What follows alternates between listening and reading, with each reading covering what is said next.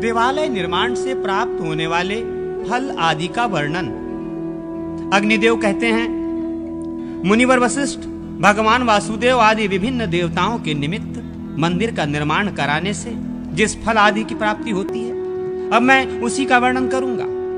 जो देवता के लिए मंदिर जलाशय आदि के निर्माण कराने की इच्छा करता है, उसका वो शुभ संकल्प ही उसके हजारों जन्मों के पापों का नाश कर देता है। जो मन से भावना द्वारा जो लोग भगवान श्री कृष्ण के लिए किसी दूसरे के द्वारा बनवाए जाते हुए मंदिर के निर्माण कार्य का अनुमोदन मात्र कर देते हैं, वे भी समस्त पापों से मुक्त हो उन अच्युत देव के लोक वैकुंठ अथवा गोलोक धाम को प्राप्त होते हैं। भगवान विष्णु के निमित्त मंदिर का निर्माण करके मनुष्य अपने भूतपूर्व तथा भविष्य में होने वाले 10,000 कुलों को तत्काल विष्णु लोक में जाने का अधिकारी बना देता है। श्री कृष्ण मंदिर का निर्माण करने वाले मनुष्य के भीतर नरक के क्लेशों से तत्काल छुटकारा पा जाते हैं और दिव्य वस्त्राभूषणों से अलंकृत हो बड़े हर्ष के साथ विष्णु धाम में निवास करते हैं। देवालय के निर्माण ब्रह्महत्या आदि पापों के पुंज का नाश करने वाला है।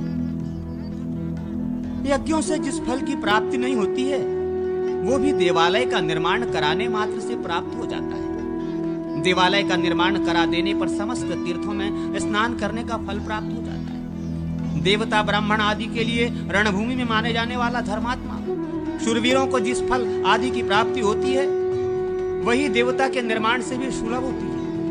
कोई शठता कंजूसी के कारण धूल मिट्टी से भी देवालय बनवा दे तो वो उसे स्वर्ग या दिव्य लोक प्रदान करने वाला होता है। एकायतन एक ही देव विग्रह के लिए एक कमरे का मंदिर बनवाने वाले पुरुष को स्वर्गलोक की प्राप्ति होती है। त्रिआयतन मंदिर का निर्माता ब्रह्मलोक में निवास पाता है। पंचायतन मंदिर का निर्माण करने वाले को शिवलोक की प्राप्ति होती है और अष्टायतन मंदिर के निर्माण से श्रीहरि की सन्निधि में रहने का सौभाग्य प्राप्त होता है। जो षोडशायतन मंदिर का निर्माण कराता है, वो भोग और मोक्ष दोनों पाता है। श्रीहरि के मंदिर की 3 श्रेणियां हैं, कनिष्ठ, मध्यम और श्रेष्ठ।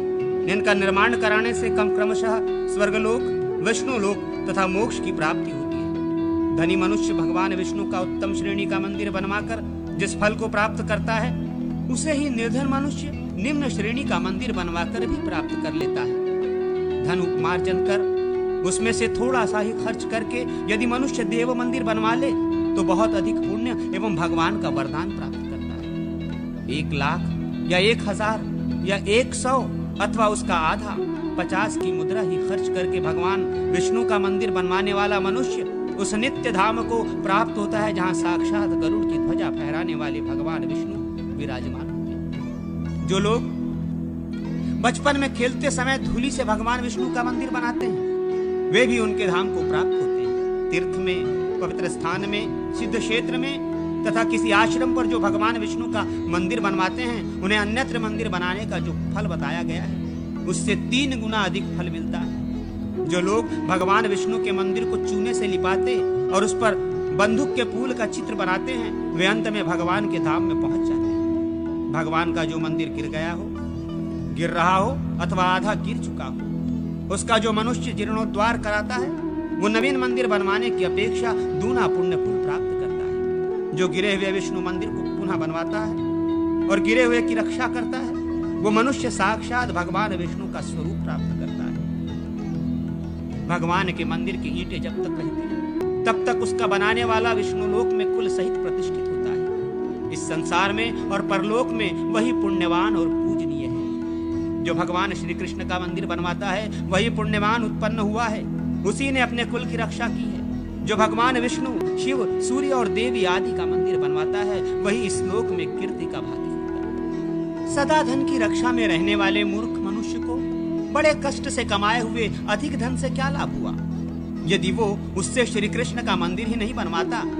जिसका धन पितरों, ब्राह्मणों और देवताओं के उपयोग में नहीं आता तथा बंधु बांधव के भी उपयोग में नहीं आ सका, उसके धन की प्राप्ति व्यर्थ। जैसे प्राणियों की मृत्यु निश्चित है, उसी प्रकार कमाए हुए धन का नाश भी निश्चित है।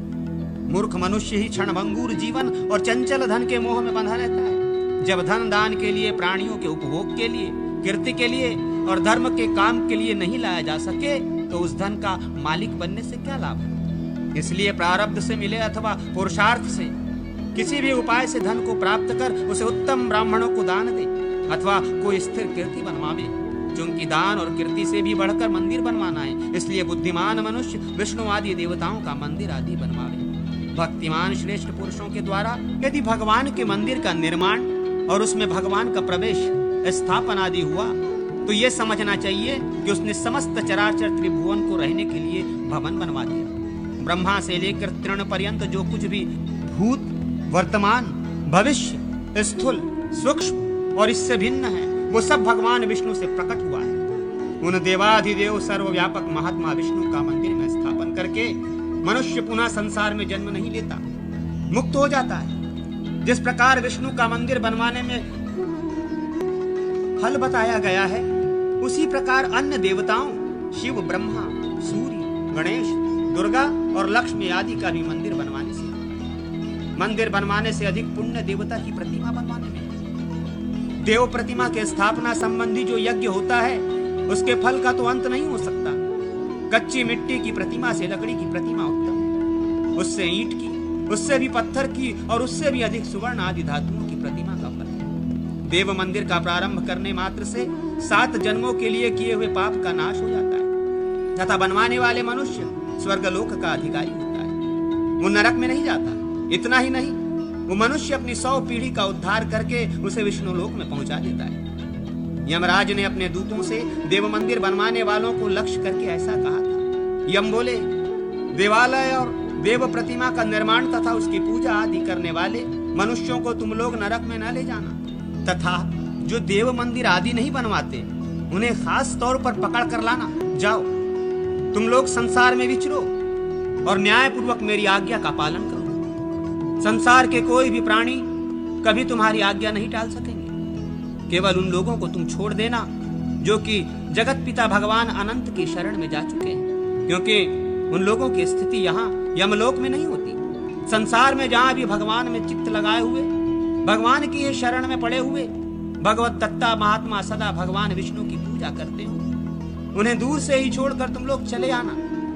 जो स्थिर होते, सोते, चलते, उठते, गिरते, पड़ते या खड़े होते समय भगवान श्री कृष्ण का नाम कीर्तन करते हैं, उन्हें दूर से ही त्याग देना। जो नित्य नैमित्तिक कर्मों द्वारा भगवान जनार्दन की पूजा करते हैं उनकी ओर तुम लोग आंख उठाकर भी देखना नहीं, क्योंकि भगवान का व्रत करने वाले लोग भगवान को ही प्राप्त होते हैं। जो लोग फूल, धूप, वस्त्र और अत्यंत प्रिय आभूषणों द्वारा भगवान की पूजा करते हैं उनका स्पर्श न करना, क्योंकि वे मनुष्य भगवान श्री कृष्ण के धाम को पहुंच चुके हैं। जो भगवान के मंदिर में लेप करते या बुहारी लगाते हैं उनके पुत्रों को तथा उनके वंश को भी छोड़ देना। जिन्होंने भगवान विष्णु का मंदिर बनवाया हो उनके पुत्रों की तथा उनके वंश को भी छोड़ देना।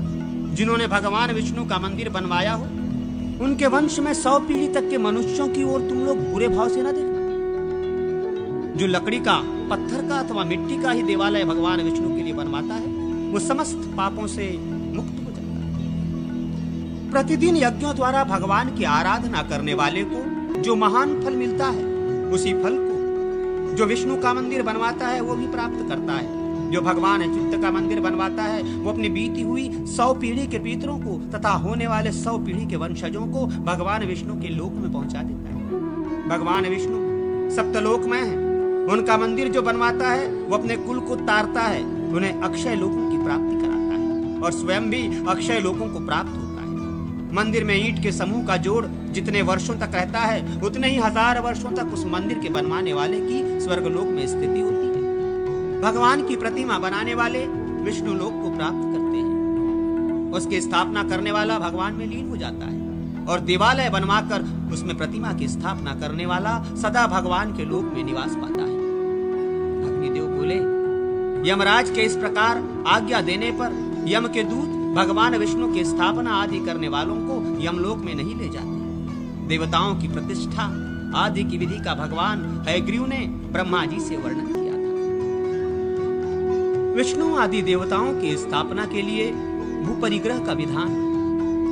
भगवान हयग्रीव कहते हैं, ब्रह्मन, अब मैं विष्णु आदि देवताओं की प्रतिष्ठा के विषय में कहूंगा, ध्यान देकर सुनिए। इस विषय में मेरे द्वारा वर्णित पंचरात्रों एवं सप्तरात्रों का ऋषियों ने मानव लोक में प्रचार किया है। वे संख्या में 25 हैं। उनके नाम इस प्रकार हैं: आदि है शीर्ष तंत्र, त्रैलोक्य मोहन तंत्र, वैभव तंत्र, पुष्कर तंत्र, प्रहलाद तंत्र, गार्ग्य तंत्र, गालव तंत्र, नारदीय तंत्र, श्री प्रशत तंत्र, शांडिल्य तंत्र, ईश्वर तंत्र, सत्य तंत्र, शौनक तंत्र, वरिष्ठोक्त ज्ञान सागर तंत्र, स्वयंभुव तंत्र, कापिल तंत्र, तराक्ष गारूड़ तंत्र, नारायणीय तंत्र, आत्रेय तंत्र, नारसिंह तंत्र, आनंद तंत्र, आरुण्य तंत्र, बौधायन तंत्र, अष्टांग तंत्र और विश्व तंत्र। इन तंत्रों के अनुसार मध्य देश आदि में उत्पन्न द्विज देव विग्रहों की प्रतिष्ठा करें। कच्छ देश, कावेरी तटवर्ती देश, कोंकण, कामरूपी, कलिंग, कांची, कांची तथा काश्मीर देश में उत्पन्न ब्राह्मण देव प्रतिष्ठा आदि न करें। आकाश, वायु, तेज, जल एवं पृथ्वी ये पंच महाभूत पंचरात्र हैं, जो चेतना शून्य एवं ज्ञान अंधकार से आच्छन्न हैं। वे पंचरात्र से रहित हैं। जो मनुष्य ये धारणा करता है कि मैं पाप मुक्त परम ब्रह्म विष्णु हूँ, वो दैशिक होता है। वो समस्त बाह्य लक्षणों, वेश आदि से हीन होने पर भी तंत्रवेत्ता आचार्य माना गया है। देवताओं की नगराभिमुख स्थापना करनी चाहिए। नगर की ओर उनका पृष्ठभाग नहीं होना चाहिए। कुरुक्षेत्र, गया आदि तीर्थ स्थानों में अथवा नदी के समीप देवालय का निर्माण कराना चाहिए। ब्रह्मा का मंदिर नगर के मध्य में तथा इंद्र का पूर्व दिशा में उत्तम माना गया है। अग्निदेव तथा मातृकाओं का आग्नेय कोण में, भूतगण एवं यमराज का दक्षिण में, चंडिका, पितृगण एवं दैत्यादि का मंदिर नैऋत्य कोण में बनवाना चाहिए। वरुण का पश्चिम में, वायुदेव और नाग का वायव्य कोण में, यक्ष या कुबेर का उत्तर दिशा में, चंडिश महेश का ईशान कोण में और विष्णु का मंदिर सभी ओर बनवाना श्रेष्ठ है। ज्ञानवान मनुष्य को पूर्ववर्ती देव मंदिर को संकुचित करके अल्प, समान या विशाल मंदिर नहीं बनवाना चाहिए। किसी देव मंदिर के समीप मंदिर बनवाने पर दोनों मंदिरों की ऊंचाई के बराबर दोगुनी सीमा छोड़कर नवीन देव प्रासाद का निर्माण करावे। विद्वान व्यक्ति दोनों मंदिरों को पीड़ित न करे। भूमि का शोधन करने के बाद भूमि परिग्रह करे। तदनंतर प्राकार की सीमा तक माश, हरिद्राचूर्ण, खील, दधी और सख्तु से भूत बलि प्रदान करे। फिर अष्टाक्षर मंत्र पढ़कर 8 दिशाओं में सख्तु बिखेरते हुए कहे, इस भूमि खंड पर जो राक्षस एवं पिशाच आदि निवास करते हो, वे सब यहाँ से चले जाएं। मैं यहाँ श्रीहरि के लिए मंदिर का निर्माण करूंगा। फिर भूमि को हल से जुतवाकर गोचारण करवाना। 8 परमाणु का रथ रेणु माना गया है। 8 रथ रेणु का त्रसरेणु माना जाता है। त्रसरेणु का बालाग्र तथा 8 बालाग्र की लिक्षा कही जाती है। 8 लिक्षा की युका, 8 युका का यौ मध्यम, 8 यवन का अंगुल, 24 अंगुल का कर और 28 अंगुल का पद्महस्त होता है।